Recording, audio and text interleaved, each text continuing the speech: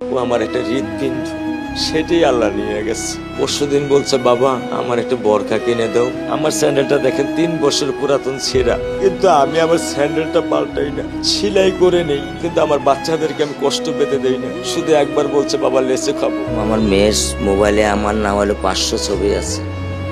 আমি এখনো সাহস পাইনি আমার মেয়ের একটা ছবি বের করে দেখতে।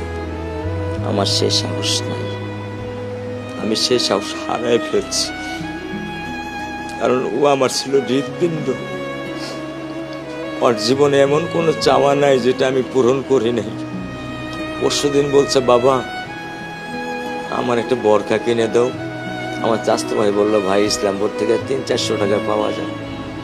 আমি সাথে সাথে মিনি মার্কেট থেকে আমি 1000 টাকা দিয়ে আমার মেয়েকে বরখা এনে দিচ্ছি। আমি দরিদ্র, ভাঙা বাসায় থাকি, কিন্তু আমার সন্তানদেরকে আমি কখনোই দারিদ্রতার স্বাদ পেতে দেইনি।